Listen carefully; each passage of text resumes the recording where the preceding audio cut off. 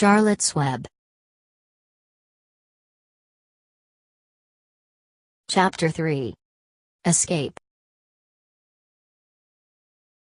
The barn was very large. It was very old. It smelled of hay and it smelled of manure. It smelled of the perspiration of tired horses and the wonderful sweet breath of patient cows.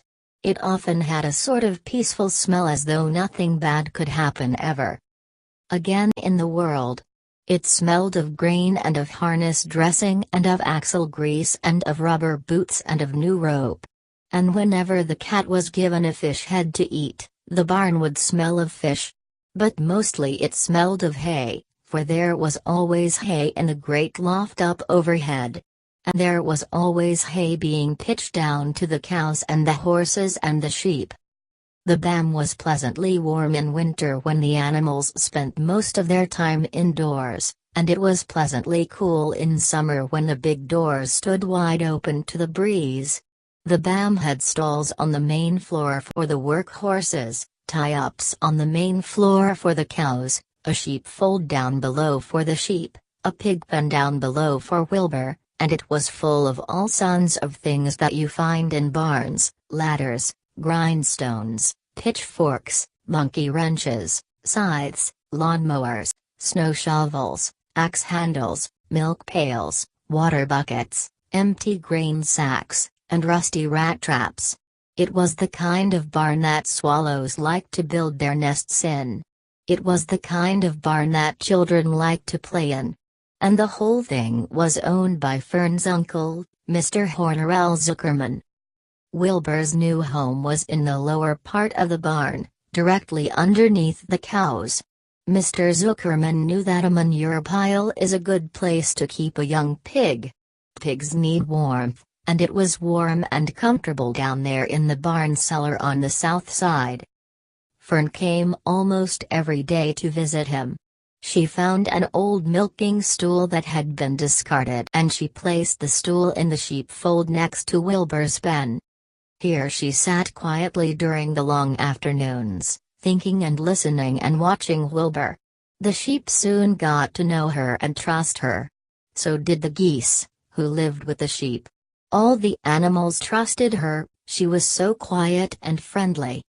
Mr. Zuckerman did not allow her to take Wilbur out, and he did not allow her to get into the pig pen. But he told Fern that she could sit on the stool and watch Wilbur as long as she wanted to. It made her happy just to be near the pig, and it made Wilbur happy to know that she was sitting there, right outside his pen. But he never had any fun: no walks, no rides, no swims. One afternoon in June, when Wilbur was almost 2 months old, he wandered out into his small yard outside the barn. Fern had not arrived for her usual visit. Wilbur stood in the sun feeling lonely and bored. "There's never anything to do around here," he thought. He walked slowly to his food trough and sniffed to see if anything had been overlooked at lunch. He found a small strip of potato skin and ate it. His back itched, so he leaned against the fence and rubbed against the boards. When he tired of this, he walked indoors, climbed to the top of the manure pile, and sat down. He didn't feel like going to sleep, he didn't feel like digging, he was tired of standing still, tired of lying down. "I'm less than 2 months old and I'm tired of living," he said. He walked out to the yard again. "When I'm out here," he said, "there's no place to go but in. When I'm indoors, there's no place to go but out in the yard." "That's where you're wrong, my friend," said a voice. Wilbur looked through the fence and saw the goose standing there. "You don't have to stay in that dirty little yard," said the goose, who talked rather fast. "One of the boards is loose. Push on it, push on it, and come on out." "What?" said Wilbur. "Say it slower." At the risk of repeating myself," said the goose, "I suggest that you come on out. It's wonderful out here." "Did you say a board was loose?" That I did," said the goose. Wilbur walked up to the fence and saw that the goose was right, one board was loose. He put his head down, shut his eyes, and pushed. The board gave way. In a minute he had squeezed through the fence and was standing in the long grass outside his yard. The goose chuckled. "How does it feel to be free?" she asked. "I like it," said Wilbur. "That is, I guess I like it." Actually, Wilbur felt queer to be outside his fence, with nothing between him and the big world. "Where do you think I'd better go?" "Anywhere you like, said the goose. "Go down through the orchard, root up the sod. Go down through the garden, dig up the radishes. Root up everything. Eat grass. Look for corn. Look for oats. Run all over. Skip and dance, jump and prance. Go down through the orchard and stroll in the woods. The world is a wonderful place when you're young." "I can see that," replied Wilbur. He gave a jump in the air, twirled, ran a few steps, stopped, looked all around, sniffed the smells of afternoon, and then set off walking down through the orchard. Pausing in the shade of an apple tree, he put his strong snout into the ground and began pushing, digging, and rooting. He felt very happy. He had plowed up quite a piece of ground before anyone noticed him. Mrs. Zuckerman was the first to see him. She saw him from the kitchen window, and she immediately shouted for the men. "Homer!" she cried. "Pigs out! Lurvy! Pigs out! Homer! Lurvy! Pigs out! He's down there under that apple tree." "Now the trouble starts," thought Wilbur. "Now I'll catch it." The goose heard the racket and she, too, started hollering. "Run, run, run downhill, make for the woods, the woods," she shouted to Wilbur. "They'll never, never, never catch you in the woods." The cocker spaniel heard the commotion and he ran out from the bam to join the chase. Mr. Zuckerman heard, and he came out of the machine shed where he was mending a tool. Lurvy, the hired man, heard the noise and came up from the asparagus patch where he was pulling weeds. Everybody walked toward Wilbur and Wilbur didn't know what to do. The woods seemed a long way off, and anyway, he had never been down there in the woods and wasn't sure he would like it. "Get around behind him, Lurvy," said Mr. Zuckerman, "and drive him toward the barn. And take it easy, don't rush him. I'll go and get a bucket of slops." The news of Wilbur's escape spread rapidly among the animals on the place. Whenever any creature broke loose on Zuckerman's farm, the event was of great interest to the others. The goose shouted to the nearest cow that Wilbur was free, and soon all the cows knew. Then one of the cows told one of the sheep, and soon all the sheep knew. The lambs learned about it from their mothers. The horses, in their stalls in the barn, pricked up their ears when they heard the goose hollering, and soon the horses had caught on to what was happening. "Wilbur's out," they said. Every animal stirred and lifted its head and became excited to know that one of his friends had got free and was no longer penned up or tied fast. Wilbur didn't know what to do or which way to run. It seemed as though everybody was after him. "If this is what it's like to be free," he thought, "I believe I'd rather be penned up in my own yard." The cocker spaniel was sneaking up on him from one side. Lurvy the hired man was sneaking up on him from the other side.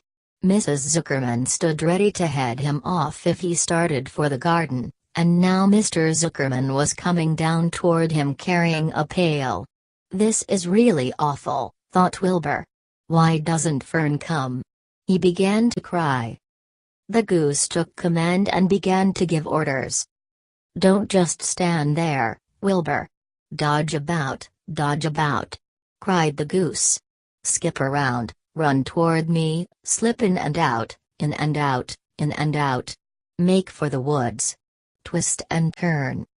The cocker spaniel sprang for Wilbur's hind leg. Wilbur jumped and ran. Lurvy reached out and grabbed. Mrs. Zuckerman screamed at Lurvy. The goose cheered for Wilbur. Wilbur dodged between Lurvy's legs. Lurvy missed Wilbur and grabbed the spaniel instead. "Nicely done, nicely done!" cried the goose.